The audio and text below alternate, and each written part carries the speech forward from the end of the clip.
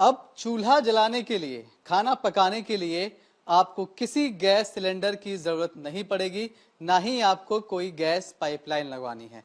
आपको पूरी तरह से अब इन सब से आजादी मिलने वाली है। खाना बन पाएगा सिर्फ पानी डालने से। कुछ ml आप पानी डालेंगे और उस पानी से आपकी ये गैस जलेगी और उस पर खाना फटाफट तैयार हो जाएगा। कैसे पूरा सिस्टम काम कर सकता है आपको दिखाएंगे, लेकिन फिलहाल साथ संजीव जी हैं। संजीव जी, आप किस फॉर्मूले पर ये सब कुछ तैयार किया है आपने? ये एक बर्नर है, तो हम देख रहे हैं, ये क्या है? ये एक इलेक्ट्रोलाइजर है जिसके थ्रू हम लोग वाटर को दो भागों में बांटते हैं, हाइड्रोजन और ऑक्सीजन। हाइड्रोजन और ऑक्सीजन हम लोग अपने कैटलिक बर्नर में यूज करके इसे एक फ्लेमलेस कुकिंग हम लोग यूज करते हैं, फ्लेमलेस कुकिंग के लिए। और ये बहुत ही कम पानी खाता है, जैसे कि 100 ml वाटर में आप तकरीबन 6 घंटे तक कुकिंग कर सकते हो आप। 100 ml डालेंगे तो 6 घंटे चलेगा ये? यस। अच्छा, इसके लिए पानी कौन सा यूज करना पड़ेगा? कैसा पानी? ठंडा पानी, गर्म पानी, नॉर्मल पानी? सर हम लोग इसमें डीएम वाटर, डिस्टिल वाटर और आरओ वाटर भी यूज कर सकते हैं सर। यस। कैसे काम करता है ये? आप पानी में H2O तो हम बोलते हैं पानी का फॉर्मूला, उससे आप हाइड्रोजन और ऑक्सीजन अलग अलग कर देते हैं।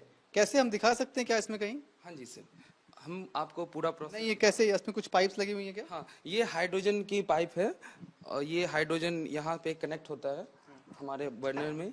और ये ऑक्सीजन की पाइप है जो ऑक्सीजन आती है। और ये हाँ, यहाँ पे ऑक्सीजन हम लोग कनेक्ट कर देते हैं। और हमारा कुकिंग जीरो इमिशन और क्लीन फ्यूल पे आधारित है और इसमें कोई भी प्रकार का गैस डिपेंडेंसी नहीं है। ऑन साइट हाइड्रोजन जनरेशन होता है, जिससे कि हम लोग जितना हाइड्रोजन गैस की जरूरत होती है उतना हम लोग प्रोड्यूस करके इसमें यूज कर लेते हैं। और इसमें स्टोर नहीं करते मतलब? स्टोर नहीं करते हैं। और कोई भी डिपेंडेंसी भी नहीं है स्टोरेज की कि आपको कहीं से लाना पड़े, कुछ करना पड़े, ऐसा कुछ भी नहीं है इसमें। और सुनने में तो सब कुछ बहुत सिंपल सा लग रहा है कि ये एक बर्नर है, इलेक्ट्रोलाइजर है। इनोवेशन क्या है इसमें? इसका इनोवेशन है? दोनों है सर। इसमें हम लोग कैटलिक बर्नर यूज करते हैं, देख पा रहे होंगे इसमें ये थोड़ा डिफरेंट टाइप का बर्नर है सर। क्या अलग है इसमें? कैटलिक बर्नर है जो क्लोज सिस्टम में है, जो हाइड्रोजन फ्लेम को हम लोग फ्लेम करने के लिए यूज करते हैं सर। यस और इसमें क्या है? सर। इसमें बेसिकली 3 लीटर का वाटर टैंक है। हम लोग इसमें वाटर इनलेट करते हैं। यहाँ पे वाटर इनलेट करेंगे हम लोग। और वाटर इनलेट करने के बाद यहाँ पे एक छोटा सा इलेक्ट्रोलाइजर लगा हुआ है जो वाटर को स्प्लिट करता है H2 and O2 में। और हम लोग जो हमें थोड़ा O2 का भी जरूरत पड़ता है हमारे कैटलिक बर्नर में, और जो रिमेनिंग O2 है हम लोग इन्वायरमेंट में वेंट कर देते हैं, जिससे कि आपका indoor air quality up to 92% improve कर देता है। तो 92% इम्प्रूव कर देगा? Yes sir. बढ़िया। इसके लिए क्या लाइट की जरूरत पड़ेगी हमें, इलेक्ट्रिसिटी की? ये 1 यूनिट इलेक्ट्रिसिटी इसमें आपको जरूरत पड़ेगी 6 घंटे के लिए? 4 से 6 घंटे तक के लिए, डिपेंड करता है फ्लेम का स्पीड पे सर। ठीक है। Yes sir. तो ठीक है, चलिए, सब कुछ फॉर्मूला आपने समझ लिया है। बाकी हम बातचीत करते हैं, लेकिन उसके पहले हम भी कुछ डेमो ले लेते हैं इस बर्नर पर। अब संजीव जी चाय बनाकर दिखाएंगे कि चाय बनती कितनी देर में है, इसको जलाने का प्रोसेस क्या होता है। अब इसको स्टार्ट करते हैं। संजीव जी, सबसे पहले हम क्या करेंगे? पहले इसमें पानी हम लोग इनलेट कर लेते हैं। Distil water? Yes sir, distil water. यहाँ से नॉब ओपन कर लेंगे हम लोग और इसमें हम लोग पानी इनलेट करेंगे। कितना पानी डालेंगे एक बार में? ऑलरेडी पानी है इसमें, एग्जिस्टिंग है, तो हम लोग थोड़ा पानी। जैसे अगर आप पहली बार उसको कितना पानी डालना पड़ेगा? इसमें सर वाटर लेवल इंडिकेटर लगा हुआ है, तो आपको दिखेगा कि कितना पानी है नहीं। इसमें ऐसे 3 लीटर का टैंक लगा हुआ है और इसमें आप लोग जैसे 100 ml यूज करते हैं तो आप ½ लीटर पानी भी डाल सकते हो मिनिमम। और इट्स डिपेंड कितना कर सकते हैं ना।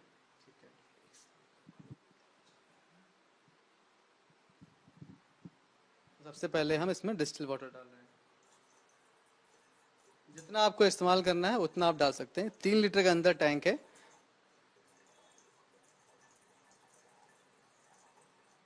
ठीक है, तो वापस से बंद कर देते हैं। इसको टाइट हम लोग नॉब को टाइट कर लेंगे। ये टीन का है शायद, इसमें करंट तो नहीं आएगा जब हम लाइट से कनेक्ट करेंगे? पूरी तरीके से सुरक्षित है। थोड़ा कट कर सकते हैं ना? अब इससे ये वायर है, से कनेक्ट करेंगे। और एक सेकंड से हाँ। कपड़ा से पकड़ लेते हम्म। अब तो पानी भर के हमने इसमें नॉब इसका बंद कर दिया। अब सिंपली हम लोग इसको प्लग इन कर देंगे। प्लग में कितने वोल्ट का चाहिए होगा हमें प्लग? 16 एम्पियर का है ये प्लग। 16 एम्पियर। Yes sir. और फिर हम लोग इसको ऑन कर लेंगे सर। स्विच ऑन बटन है ये। कितना टाइम लेता है ये पानी डालने के बाद, प्लग लगाने के बाद कितने टाइम में तैयार होगा? और 30 सेकंड में आप देख रहे होगे यहाँ पे हाइड्रोजन बनना स्टार्ट हो गया है सर। जो बबल्स बन रहा है। हाँ, ये बबल्स जो बन रहे हैं ये हाइड्रोजन के बबल्स है सर। इसे यही चाहिए हमें गैस जलाने के लिए। बस सर।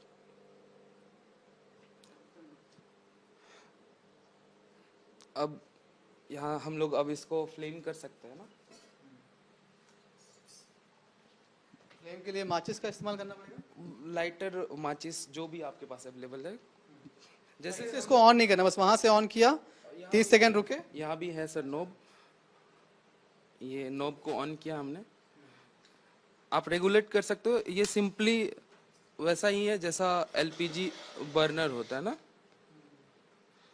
सेम। अब हम आपको चाय बना के दिखाएंगे कैसे चाय बनता है, हाइड्रोजन चाय। तो ये गैस हमारी जल गई है। हाँ जी सर। जैसे हम अपने बर्नर में हम उसको कंट्रोल कर सकते हैं, low flame, medium flame, high flame, इसमें भी वैसा कर सकते हैं? हाँ जी सर, ये रेगुलेटर है। आप फ्लेम को अपने अनुसार रेगुलेट कर सकते हैं सर।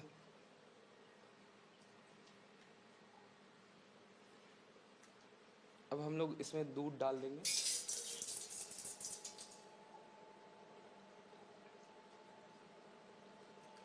ये तो मेरे ख्याल से जो नॉर्मल पीजी होता है उससे भी जल्दी गर्म हो गया है। हाँ, थोड़ा सा जल्दी हो जाता है इसमें सर। ऐड करिए, दूध चढ़ा दिया हमने। थोड़ा अब हम स्टीम होने का वेट करते हैं, फिर हम लोग ऐड ऑन करेंगे चाय पत्ती, चीनी। जो हम लोग नॉर्मली जो हमारे घरों में होता है, 2 बर्नर्स हैं, 3 बर्नर्स हैं, ये एक ही बर्नर का बनाया आप लोगों ने या फिर और भी है? नहीं, इसमें हम लोगों ने डिफरेंट डिफरेंट टाइप का बनाया है। जैसे सिंगल बर्नर है, डुअल बर्नर है, भट्टी टाइप का है, और आपके अकॉर्डिंग हम लोग कस्टमाइज भी कर सकते हैं। 3 बर्नर्स, 4 बर्नर्स, जितना हम चाहें। Yes sir.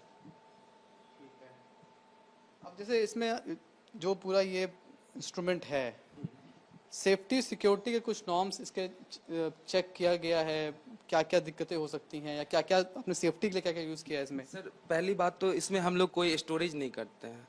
जितना ज़रूरत होता है हमारा हाइड्रोजन, उतना हम लोग प्रोड्यूस करके फ्लेम अपने कैटलिक बर्नर में यूज़ कर लेते हैं। और सेफ्टी के लिए हम लोगों ने इसमें 4 फ्लेम बैक अरेस्टर लगाए। इसे फ्लेम बैक अरेस्टर बोलते हैं। मतलब कि कोई भी फ्लेम अगर बैक हो तो उसको यहीं पे ट्रैप करके आगे ना जाने दिया जाए। 4 फ्लेम बैक अरेस्टर है, एक यहाँ पे, 2 यहाँ। ये क्या करेगा? ये आग लगने से रुकता है, क्या करेगा ये? ये फ्लेम को पीछे जाने से रोकता है। पीछे जाने का मतलब क्या हो जाएगा उससे? मतलब कि आप जैसे फ्लेम यहाँ से है अंदर, कभी आप एलपीजी में देखे होंगे कि नीचे भी आग लग जाता है ना। हाँ। तो वो उसको प्रिवेंट करने के लिए हम लोगों ने ये लगाया है। तो फ्लेम बैक अरेस्टर है, इसमें लीक डिटेक्टर है, और ऑटो शट डाउन सेंसर्स भी है। वो किस केस में काम करेगा ऑटो शट डाउन? जैसे कहीं भी लीक डिटेक्ट हुआ तो अपने आप ये सिस्टम शट डाउन हो जाएगा। ओके, अगर कहीं भी लीक होता है तो सिस्टम पूरा अपने आप बंद हो जाएगा, और सेंसर भी है इसमें। हाँ जी सर। ठीक है।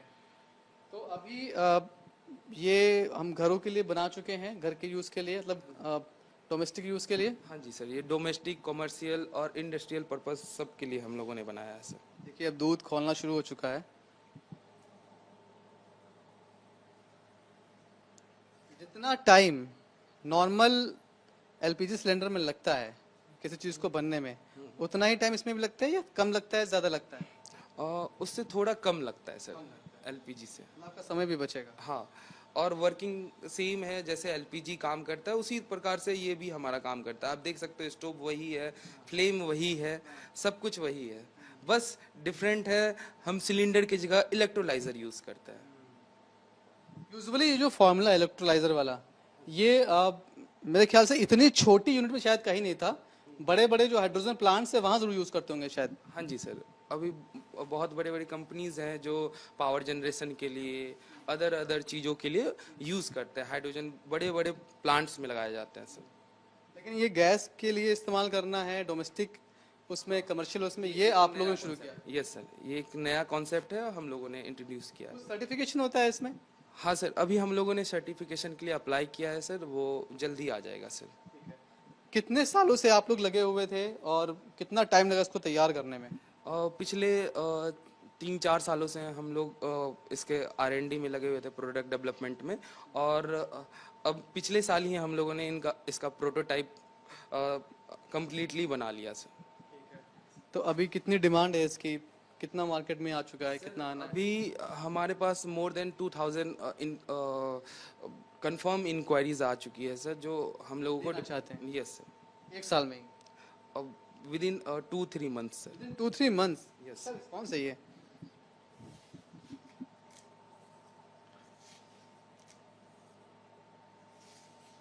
सर, चीनी कम पीते हो या ज़्यादा? सही है।